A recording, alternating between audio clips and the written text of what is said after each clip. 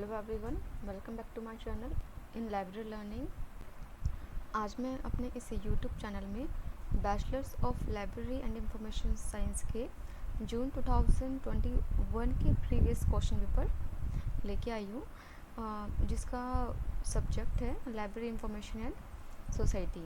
And जो course code है वो BLI 221 है। एंड ये जो क्वेश्चन पेपर है ये इग्नू का है। तो आइए स्टार्ट करते हैं अपने क्वेश्चन पेपर से। तो आइए स्टार्ट करते हैं अपने पार्ट 1 से। पार्ट 1 में आपसे बोला गया है answer the 4 of the following questions in about 500 word each. तो यहाँ पर आप जो अपने क्वेश्चंस का आंसर करेंगे वहाँ पे आपकी जो मैक्सिमम वर्ड लिमिट्स है वो 500 की होनी चाहिए। यहाँ पे क्लियरली आपको दिया हुआ है और 4 क्वेश्चन आपको अटेम्प्ट करने हैं जो कि आपके 10 मार्क्स ईच रहेंगे। तो यहाँ पे हमारा जो क्वेश्चन नंबर 1 है, क्वेश्चन नंबर 1 में आपसे पूछा गया है explain the need, function and services of a national library. मतलब आपको नेशनल लाइब्रेरी की आपको नीड बतानी है, फंक्शंस बताने हैं एंड सर्विसेज बतानी है। तो इसका जो आंसर है आपको यूनिट नंबर 2 पेज नंबर 34 पे मिल जाएगा।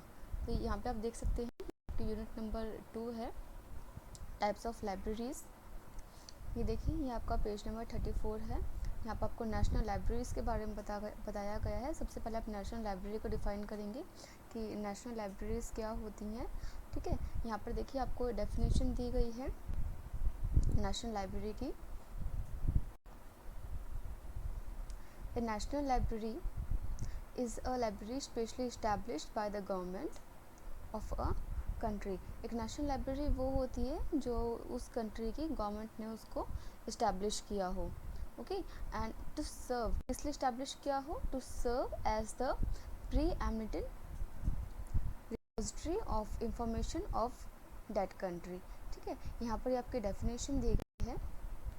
उसके बाद आप ये देखेंगे कि the 6th edition of Harrod's library glossary 1987 में यहाँ पर नेशनल लाइब्रेरी को डिफ़ाइन किया गया है। किस तरह से डिफ़ाइन किया गया है, तो यहाँ पे देखिए यहाँ पे बताया गया है नेशनल लाइब्रेरी के बारे में। A library maintain out of government fund, ये आपको नेशनल लाइब्रेरी के बारे में बताया गया है।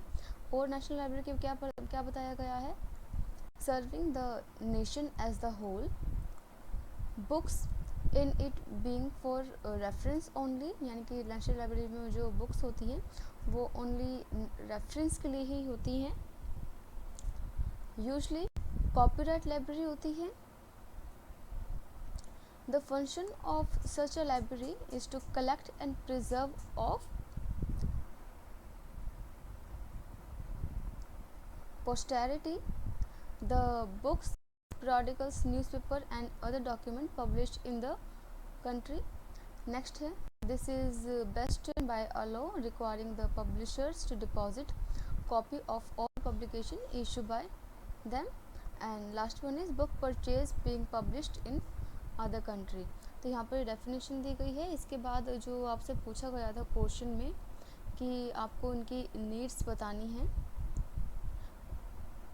और फंक्शन बताने हैं। यहाँ पे देखिए आपको ये फंक्शन दिए गए हैं नेशनल लाइब्रेरी के। To produce national bibliography, hold and keep up to date large representative collection of foreign literature including books about the country. Next, act as a national bibliographic information centre, compile union catalogue. देखिए बताया गया यहाँ पे कि जो national library है union catalogues को compile करती है। And last one is publish retrospective bibliographies.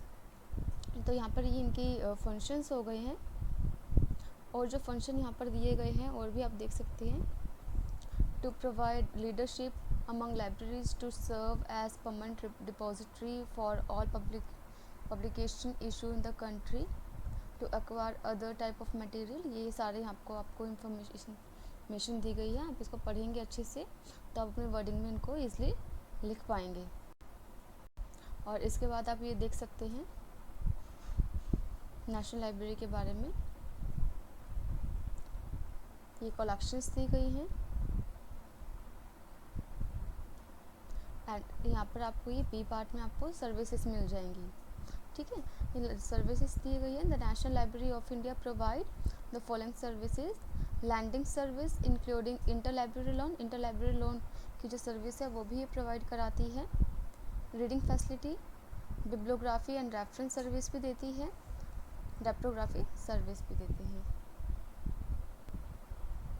तो आते हैं अपने क्वेश्चन नंबर 2 पे। क्वेश्चन नंबर 2 में आपसे पूछा गया है, enumerate the laws of library science के जो 5 लॉज होते हैं आपको उनको एनुमरेट करना है, और discuss the implications of 4th and 5th laws with example. और उन 5 लॉज में से ओनली आपको 4th एंड 5th लॉ को इम्प्लीकेट करना है, ओके। तो इसका जो आंसर है आपको यूनिट नंबर 4 में मिलेगा, एंड पेज नंबर 103 एंड 104 पे आपको इसका आंसर मिल जाएगा। देखिए आपकी यूनिट नंबर 4 है, यहाँ पर आप देखेंगे अपने पॉइंट नंबर 4.2 पे। 4.2 में आपको second law, third law, 4th law and 5th law के बारे में दिया गया है। आपसे जो क्वेश्चन में पूछा गया है वो ओनली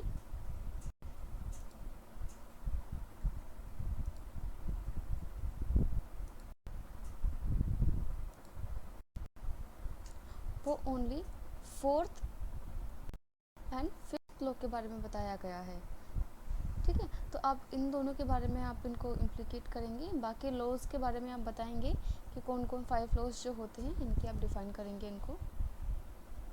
ये देखिए ये आपका 4th लॉ है, 4th law, save the time of the reader.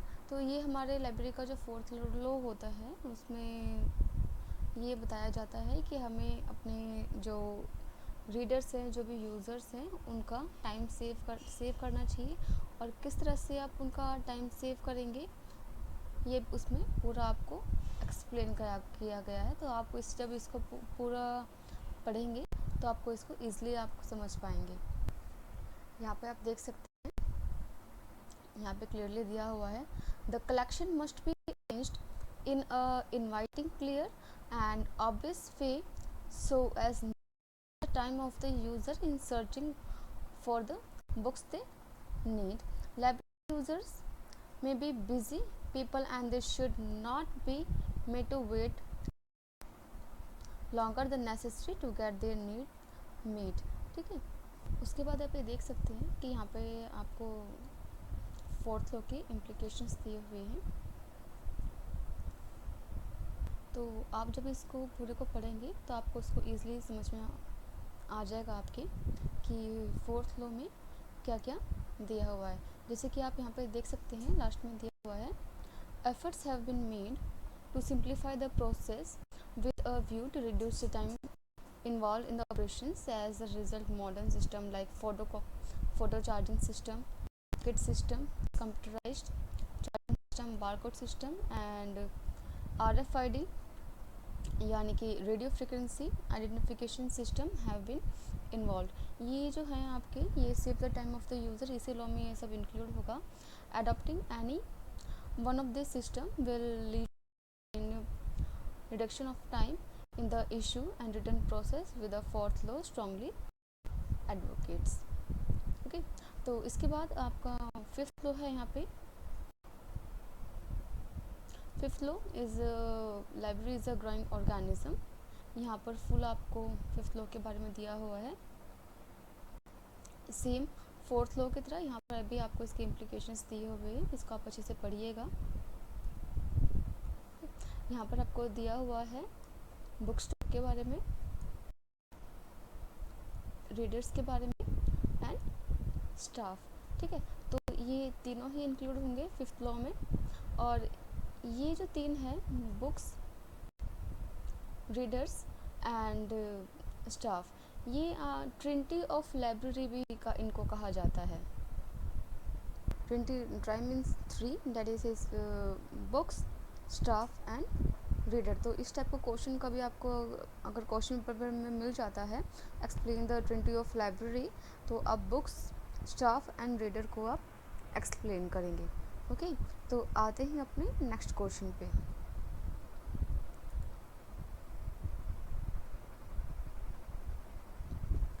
Next question है आपका थर्ड क्वेश्चन में आपसे पूछा गया है, discuss the need, objectives and components of a library legislation. तो इसका जो आंसर है आपको आपके यूनिट नंबर 5 में मिल जाएगा एंड पेज नंबर 7 एंड 9 पे आपको इसका आंसर मिलेगा। तो ये आपके यूनिट नंबर 5 है। यहाँ पर आप जब देखेंगे अपना page number 7,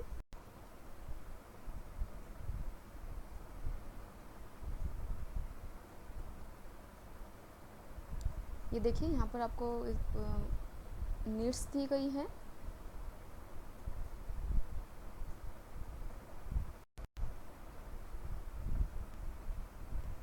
and page number 9 पर आपको इसके कंपोनेंट्स दिए गए हैं। First one is preamble, next one is state level authority, then chief executive of state, networks of library, financial clauses,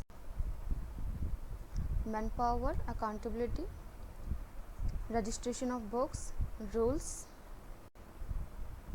next question में आपसे पूछा गया है क्वेश्चन नंबर 4 में, explain the concept of library consortia and enumerate the library consortia in India. India के जो भी library कंसोर्टियाज हैं आपको उनको एनुमरेट करना है। नेक्स्ट में से कोई भी आप 2 बता सकते हैं। ये आपकी बुक में 8 एक्सप्लेन किए गए हैं, तो आप पूरे 8 को आप एक बार पढ़ लीजिएगा, तो आपको जो भी ईज़िली आप समझ पाते हैं, ईज़िली आपको लर्न हो पाते हैं, आप उन्हीं को आप अपने क्वेश्चन में, अपने पेपर में आप इसको एक्सप्लेन करेंगे।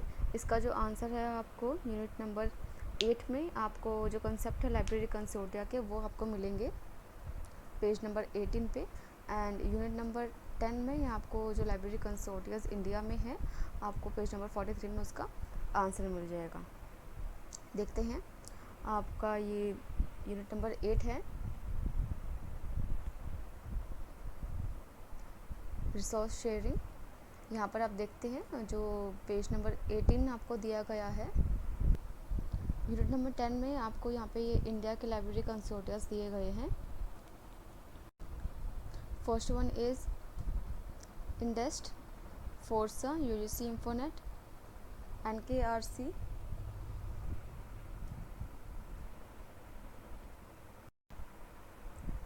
IIM, HELINET, SPACENET, CRA and ICMR। तो इनमें से जो भी आपको ईज़िली लर्न हो जाए, ठीक है, और ईज़िली जो आपको समझ में आ जाए उसमें से किसी भी आप 2 को एक्सप्लेन करेंगे।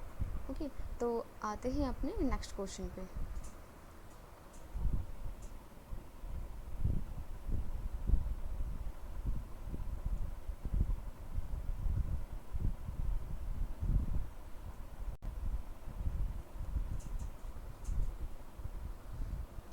नेक्स्ट क्वेश्चन है आपका question number 5, explain the roles and activities of American library association.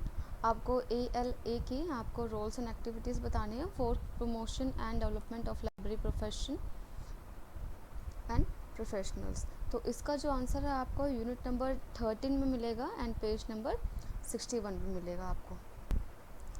तो ये देखिए, ये आपकी यूनिट नंबर 13 है, रोल ऑफ प्रोफेशनल एसोसिएशन।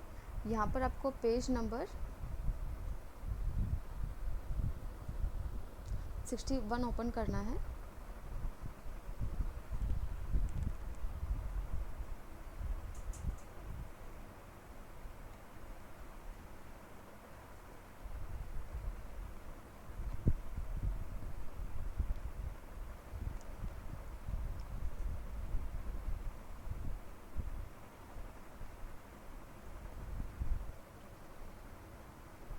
ये पेज नंबर 16 में आप देख सकते हैं, आपको कम्प्लीटली अमेरिकन लाइब्रेरी एसोसिएशन के बारे में आपको सारी इंफॉर्मेशन यहाँ पर दी हुई है।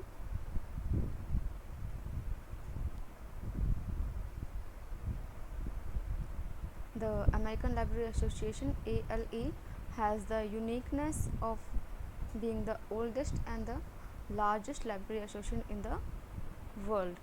It was founded in 1876 with its headquarters at Chicago, उसका जो हेडक्वार्टर है वो शिकागो में है। एंड ये जो लार्जेस्ट लाइब्रेरी एसोसिएशन है इन द पूरे वर्ल्ड में।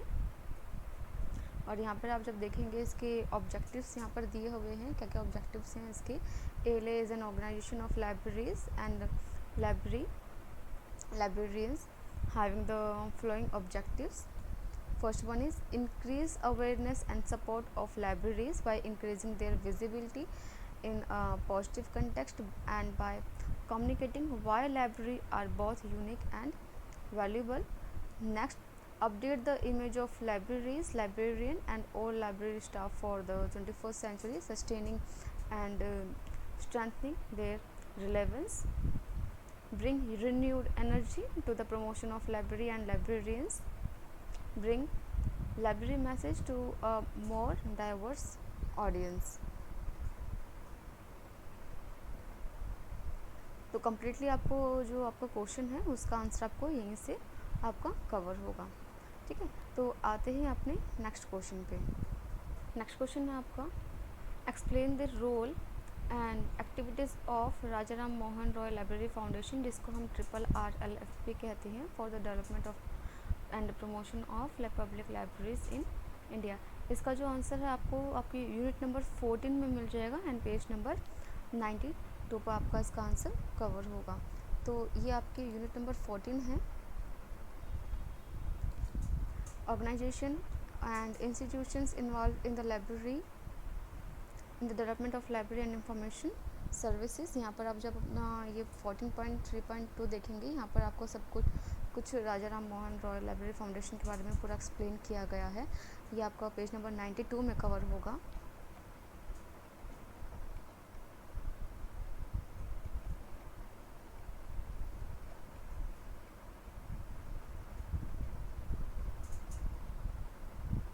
ये देखिए Raja Ram Mohan Roy library foundation.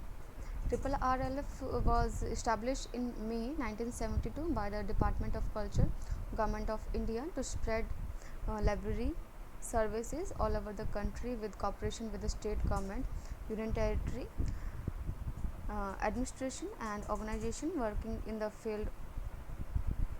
And it is a central autonomous organization। ये एक central autonomous organization है, established and financed by the Ministry of Culture, Government of India।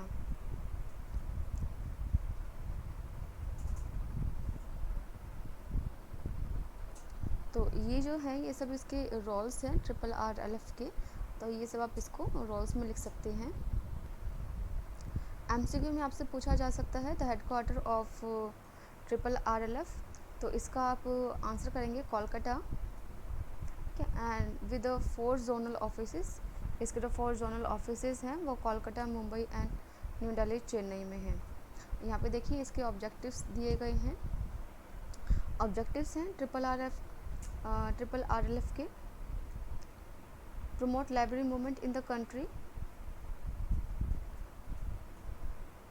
enunciate a library national library policy and to help build up a national library system, provide financial and technical assistance to libraries, provide financial assistance to organize regional and or national engaged in the promotion of library development,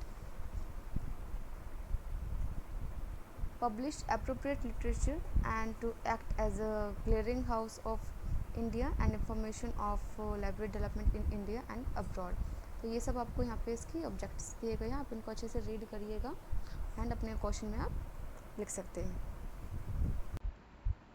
अगर मेरी video पसंद आई हो तो please like कीजिए, subscribe कीजिए and share कीजिए। तो मिलते हैं अपनी पार्ट 2 की नेक्स्ट वीडियो में।